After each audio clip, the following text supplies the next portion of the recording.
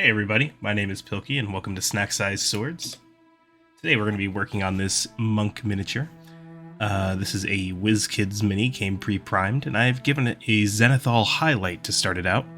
Here's some of the paints I'm going to be using. I'm going to be using some of the Army Painter speed paint lines. Those are the ones with the silver caps.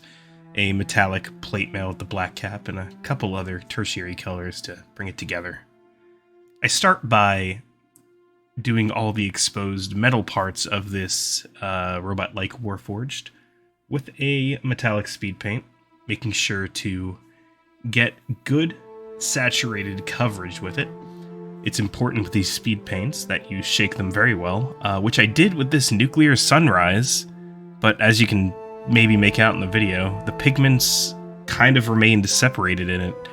I've been using Army Painter products for a long time, and this is the first time I've had any sort of issue like this where the pigments just wouldn't shake into the paint, and I'll tell you what, I shook the dickens out of this thing. I really shook it good, and when I was done shaking it, I shook it some more, but as you could see, maybe now as I'm pulling paint, there's still some floating pigments left in it, and I decided to just go with it anyway. I'm going for a tabletop quality. This is going to be some background piece, so I start hitting all of the clothes with a nice saturated layer of this Nuclear Sunrise speed paint, and immediately it doesn't look too bad. It looks a little more desaturated than I think I would have expected from it. Maybe that's because the floating pigments. But as I go through and cover it, it starts to dry with this kind of dirtied texture to it. That I wasn't expecting. I think that was from the floating pigments. On this particular mini, it wasn't a huge deal, since I'm okay with the monk's robes looking a little dirty, but I don't know. Let me know in the comments. Do you guys use Army Painter Speed Paints 2.0? Have you used Nuclear Sunrise and had the same issue, or did I just get a bad batch? Let me know. Anyway, here I am making sure to speed paint is flowing into all the places it should. It's a great product, speed paint, especially if you're trying to get a lot of minis done. Here, I'm trying to figure out what to do next. I think I'm going to start by giving a nice dark wood speed paint to this bow staff that the Warforged has. I haven't played a lot with Warforged in my game, but I have a character coming up in a game that I'm running right now that I think this mini would serve very well for. I make sure that this dark wood is saturating the whole staff. It tends to dry a lot lighter than it goes on. When it goes on, it looks like a very dark, deep brown, but it dries a lot lighter than that, and I think that's true for most of the speed paints. I take a drake tooth here to some of the parts that I want to look maybe more like bandage wraps, or just to break up this look. I do the ankle wrappings here. I come back and I do some parts of the sleeves as well in this drake tooth, which works nice for this kind of application. With these lighter colors, I found it's important that you do 2 or 3 thin layers rather than glooping on one giant layer.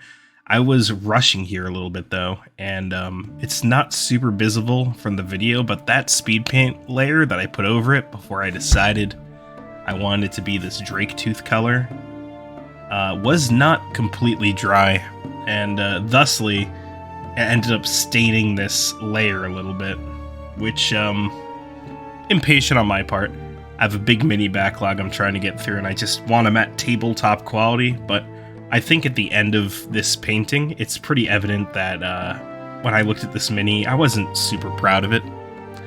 I definitely know I can do better, and I could have done better even if I was trying to make it go quickly. I think now I'm going to that bow staff, and there's some cloth wrappings around the handle that I'm hitting with the drake tooth.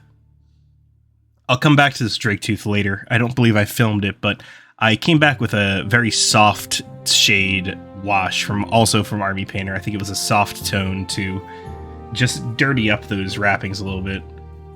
I did a few of the details with the red there. I know that was very quick, but I immediately go to the diorama effects here from Vallejo to do the base. You want to use an old brush with this. The grit will destroy whatever brush you're using. I'm using a very old brush. And you kind of want to gloop this on like you're caking mud on, because it does dry a lot like a muddy texture.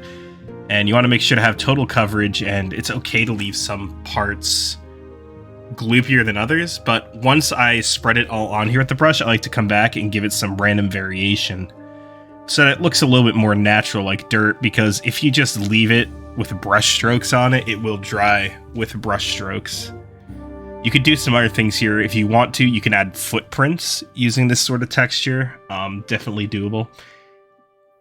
I try not to get it on the feet of the miniature, but if you do end up getting this sort of ground effect, these diorama effects on the miniatures, you can wet a brush like I think I've done here, and you can come back with a wet brush and just sort of erase it gently off. It is very workable, at least for the first 15 minutes it's on there.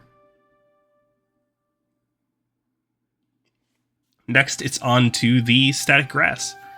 I do a nice sprinkling here, my hand blocking the camera. Making sure to try and get it to see if I can get these grass follicles to fall straight. I don't mind if they look a little clumped up. I find that this just tends to look better than flocking, even if you can't get it to statically cling, especially since I don't have like a static applicator.